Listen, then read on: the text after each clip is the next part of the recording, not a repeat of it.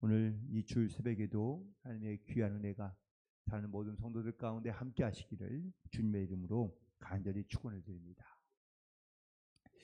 사람이 사실 마음이 변치 않고 살아가는 것이 쉽지 않습니다. 또 어떤 경우를 보면 사람이 수시로 마음이 변하여 살아가는 것도 사실은 쉽지는 않은 것 같습니다. 하지만 우리는 우리의 상황이나 아니면 또 여러 가지 많은 일로 인하여 사실 우리의 한번 정한 마음이 변하기가 쉬운데, 오늘 그 변치 않는 마음을 가지고 하나님의 일을 감당하고 있는 오늘 바울의 모습, 특별히 재판 과정 가운데 있는 이 바울의 모습 가운데 변치 않는 이 모습을 함께 볼 수 있는데, 바울이 복음을 전하다가 결국은 대제사장 아나니아, 특별히 그는 예루살렘에 거하는 사람인데요, 이 아나니아가 장로들과 더불어 한 변호사와 함께 이 총독 앞에 서게 됩니다. 이 총독 벨루스 앞에 서게 되는데, 이들이 고소했던 이 거리는 사실 100km가 넘는 거리입니다. 예루살렘에서부터 사람들을 끌고 그리고 이곳으로 와서 바울을 고발한 이 사건이 당시에 있는 유대인들과 대제사장들에게 이 바울이 어떠한 영향력을 주고 있으며, 그리고 또한 그들이 유대교를 지도자들이 바울을 얼마나 이 바울을 걸림돌로 생각하고 있는지 바로 그 모습을 고스란히 드러내고 있는 것이라고 말할 수 있는데요. 그들이 이 총독에게 나아갈 때 그냥 가지 아니하고 자기들의 말을 대변해 줄 한 사람을 데리고 갑니다. 그는 바로 더둘로라는 사람인데요. 아마 그 당시에 이 바울을 고발하기 위하여 가장 좋은 그런 어떤 변호사를 하나 사서 그래서 이 총독 앞에 나가게 됩니다. 그리고 이 더둘로가 이 총독 앞에서 세 가지로 이 바울을 고발하게 되는데, 오늘 본문에 있는 말씀 5절에 보니까 첫 번째는 바로 천하에 흩어져 있는 유대인들을 다 소유하게 하는 전염병 같은 자라라고 이렇게 말하고 있습니다. 전염병이 얼마나 무서운지 우리가 지난 몇 년 동안 경험해 보지 않았습니까? 전염병이 우리에게 돌자 많은 사람들이 고통을 당하고 죽기도 하고, 또 사회가 마비되기도 하고, 세계 경제가 이런 큰 심각한 상황에 오게 되는 이런 아주 크고 무서운 전염병이 있다는 것을 우리가 느껴본 적이 있죠. 심지어 어떻게 감염되고 전염되는지 우리가 잘 느끼지 못할 때도 많습니다. 비록 이 바이러스라는 것이, 전염병이 눈에 보이진 않지만 우리는 이 체험을 통하여 바이러스가 얼마나 위험하고 또한 무서운 것인지를 잘 알게 되었는데요. 이 더둘로도 총독에게 바울을 전염병 같은 자라라고 이렇게 고발한 것은 많은 사람들에게 해를 끼치고 있으며, 또한 사회 전반에 혼란을 줄 수 있는 매우 위험한 자다라는 의미를 가지고 말하는 거겠죠. 당시 로마는요, 평화를 강조합니다. 그리고 사회적인 불안정적인 요소를 상당히 경계합니다. 그래서 로마 팍스나라고 이렇게 얘기해서 모든 로마가 가는 곳마다 평화가 있기를 바라고, 그래서 자기들의 통치 이념으로 무조건 통치하는 것이 아니라 그들의 문화를 인정해주고, 또한 그들의 어떤 전통과 그리고 정치를 인정해주며 살아갔던 그런 평화로웠던 모습을 지향하고 있는 것이죠. 그런데 이렇게 전염병 같은 자가 바로 이 나라를 무너뜨리려 하고 근간을 무너뜨리려 한다는 것을 강조하며 이 바울을 매우 위험한 사람이라고 말하고 있는 겁니다. 그리고 두 번째 있는 고발 내용은 바로 5절 하반절에 있는 나사렛 이단의 우두머리다라는 내용입니다. 사실 여기서 말하는 이 나사렛 이단이라는 말에는, 또한 우두머리라는 말에는 두 가지의 의미가 있습니다.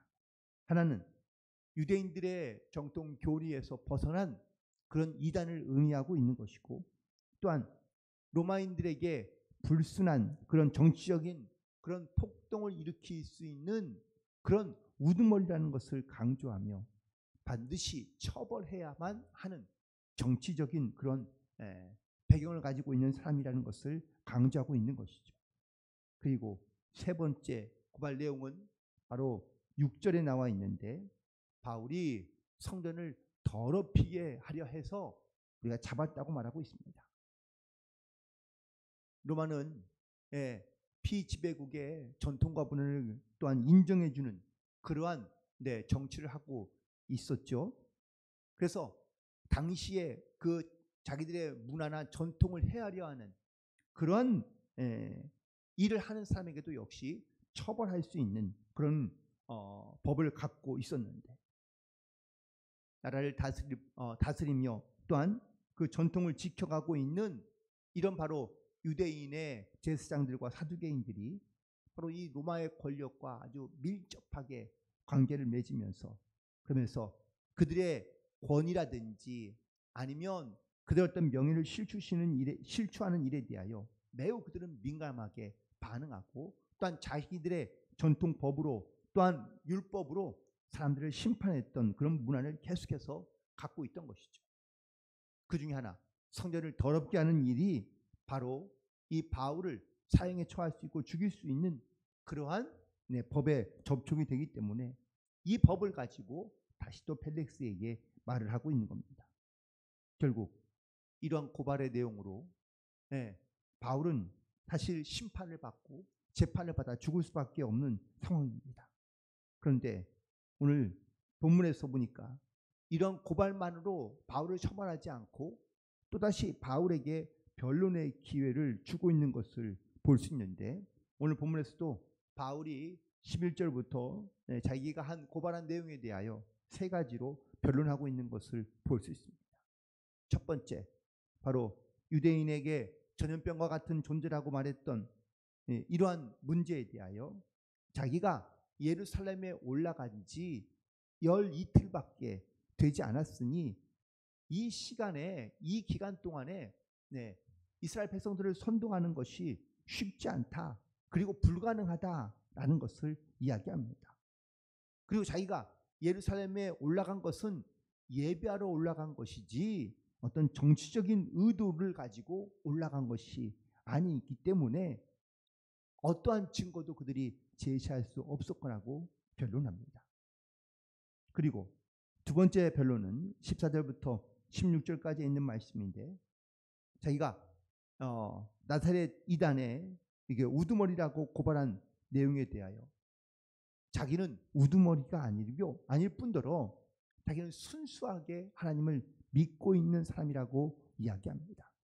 하나님에 대한 이 믿음과 소망, 그리고 부활에 대한 이 소망을 가지고 살아가고 있는 것은 자기만 갖고 있는 소망이 아니라 자기를 고발하고 있는 지금 모든 유대인들도 다 똑같은 그러한 바람과 소망과 믿음을 가지고 살아가는 사람이라고 공동체 의식을 갖고 있는 그러한 동일한 사람이라는 것을 강조하고 있으며, 바울은 하나님을 거부하거나 성경을 부인하는 것이 아니라 오히려 이 땅 가운데 오셔서 십자가를 대신 지시고 또 우리의 모든 죄를 용서하신 그 예수님의 가르침을 자기가 성전에서 말한 적은 있지만 성전에서 내가 이단적인 어떤 이런 행위를 한 것은 없다라고 이렇게 얘기하는 것이죠.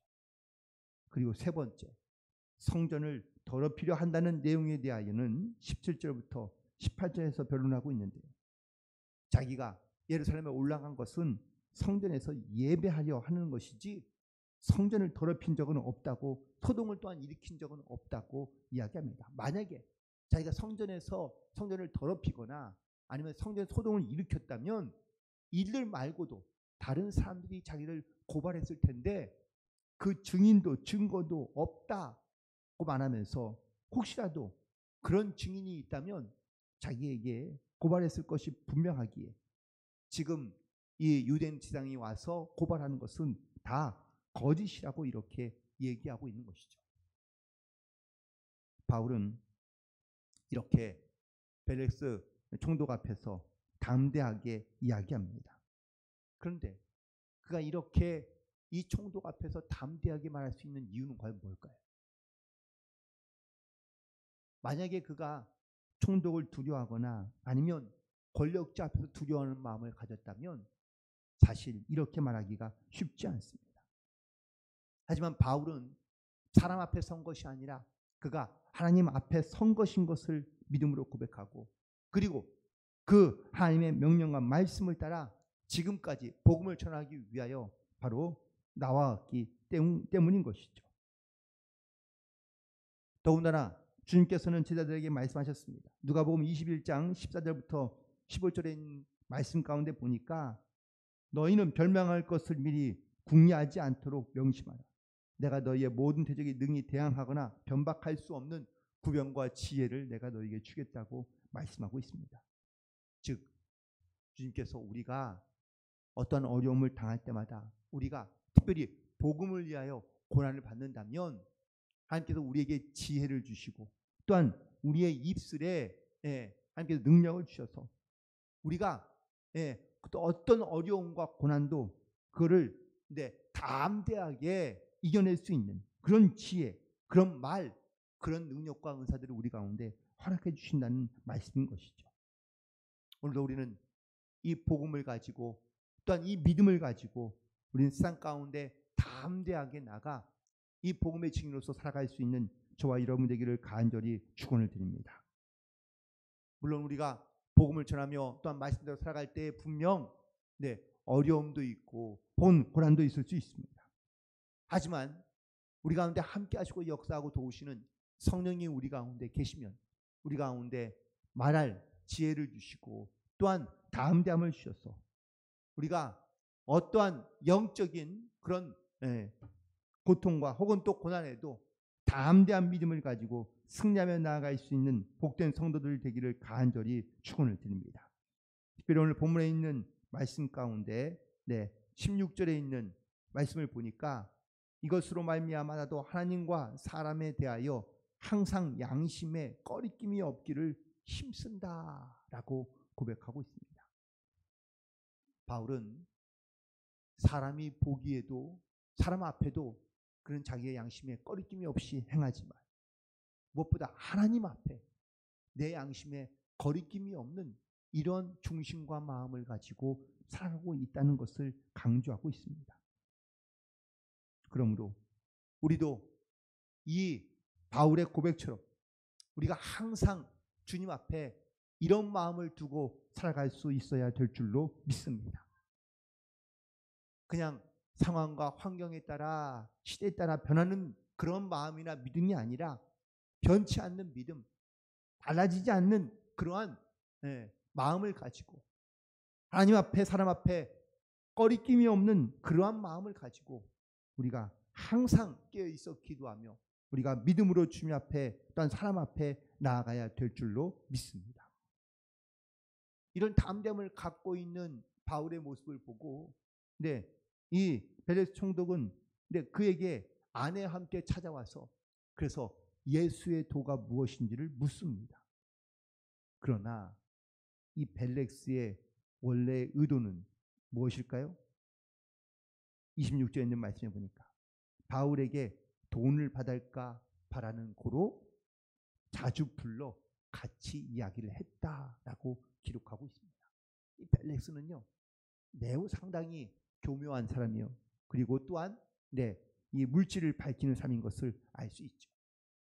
특별히 그는 탐욕이 많은 사람이었는데 자기의 욕심을 절제하지 못하고, 또한 그에게 많은 이러한 어떠한 불의와 부정을 일삼고 있는 그러한 탐욕적인 사람이었던 것을 알 수 있습니다.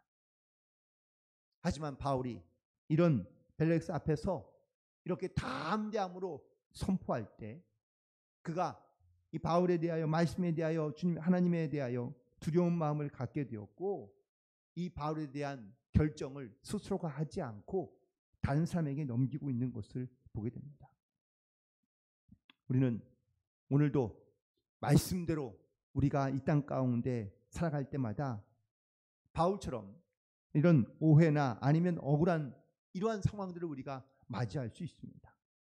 하지만 이때 우리의 마음 가운데 담대하고 변치 않는 믿음과 마음을 가지고 세상을 두려워하기보다 우리 하나님을 의지함으로 세상을 소망을 두기보다 하나님 나라의 소망을 둠으로 우리가 하나님을 향하여 강하고 담대하게 나아갈 수 있게 되기를 간절히 소망합니다. 우리의 시선을 세상이나 사람에 두지 아니하고 하나님께 우리의 시선을 맞춘다면 하나님께서 이 바울에게 역사하시고 행하신 것처럼 하나님께서 우리 가운데도 동일하게 역사하시고 함께해 주시는 줄 믿습니다. 우리의 마음이 이처럼 변하지 않는 그런 한 마음을 가지고 우리가 하나님 앞에 꺼리낌 없는 마음, 또한 사람 앞에도 꺼리낌 없는 마음을 가지고 우리가 주님 앞에 가까이 나아갈 수 있는 저와 여러분 되기를 간절히 소망하며 우리에게 생명을 주시고 또한 우리의 생명을 보호하시며 지키시는 그런 영적인 주님의 복음의 증인으로 강하고 담대하게 승리하는 삶을 살아가는 복된 하루가 되고 한 주간이 되시기를 주님의 이름으로 간절히 축원을 드립니다. 기도하시겠습니다.